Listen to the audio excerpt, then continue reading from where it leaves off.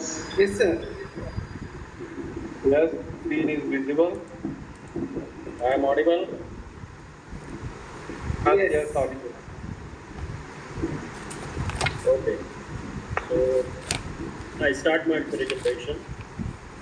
Myself, Dr. Yogesh Bharat, Assistant Professor in Government Science College, Chicago, Gujarat.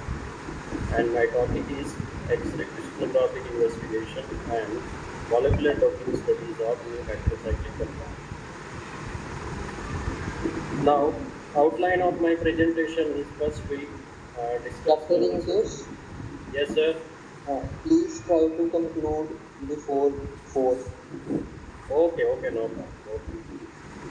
So outline of my presentation, introduction, plan of research work, and third part that is molecular docking. Now, first introduction, as we know what is heterocyclic compound. So heterocyclic compounds are the largest and most well family of organic compounds. Okay, and they are a class of organic compounds where molecules which contains five or six member ring as we know, and at least one heteroatom that will be being an element of that ring. Uh, in second part of this presentation, we discuss the molecular docking approach, which is you can say that a model in which we find the interaction between the small molecule and protein at atomic level.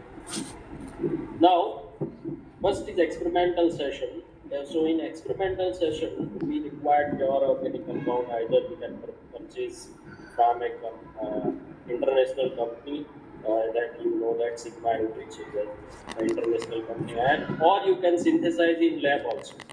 So commercially, you can purchase or you can synthesize and you use the solvent, commercial solvent, which are used for crystallization without further purification.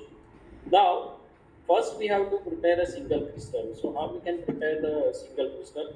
So as we know that this single crystal that will be prepared by different method. Here we use slow evaporation method, in which saturated solution of this organic compound and the different solvent that will be ethyl acetate, ethanol, methanol, pyridine, etc. These solutions were allowed to stand at room temperature for a few days, and then we grow the single crystal from this slow evaporation method. Okay.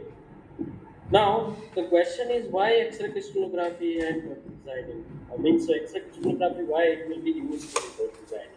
Because X-ray crystallography is the most comprehensive technique available to determine the structure at a atomic resolution.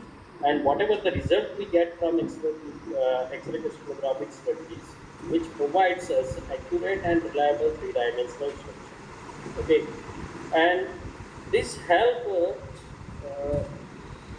to understand the structure function relationship. Okay, and now next that is what are the plans of our research work.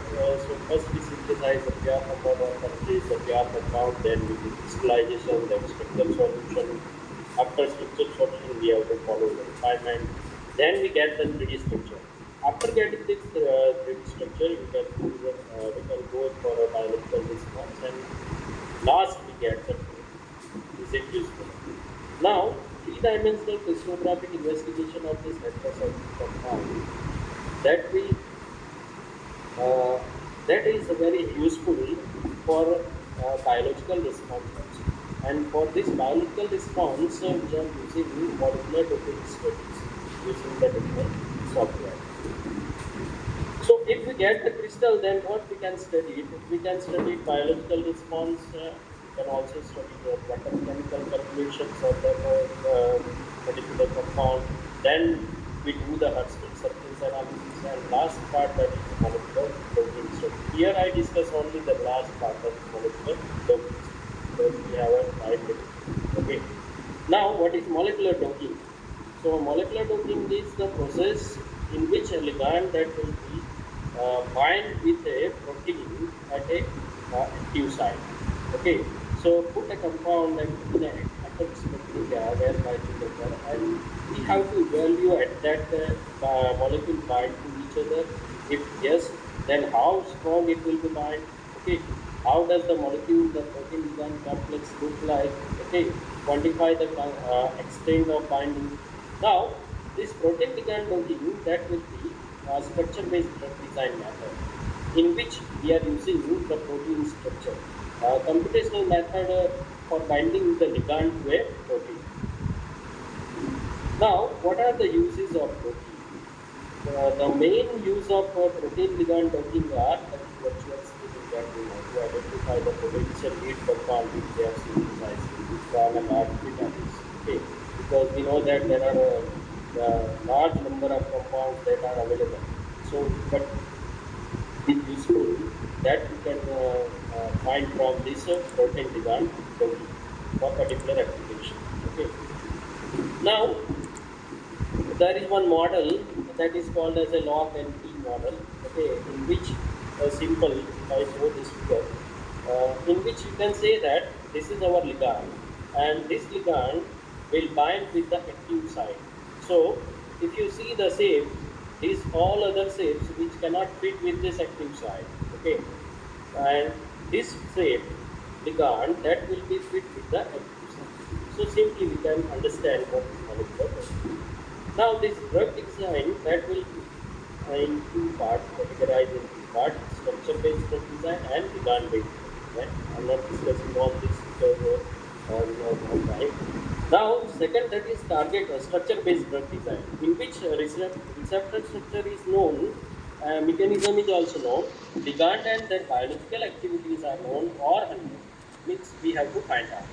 And second, that is ligand-based drug design, in which the receptor structure is not known because we don't know what is the receptor, and mechanism is known or unknown. Ligand and their biological activities are known. Okay. Here I give one example of a docking of iodocation derivative of iodine. Okay, and this is the result. And you can see it. This is the interaction of the iron derivative with the receptor. Okay. Now you can see one animation for protein ligand docking. Means ligand that will be fit with active site of the protein. Okay. Recently, this is our publication, one paper that we have already published in Journal of Molecular Structure. These are the references. Now, question answer. Thank you very much.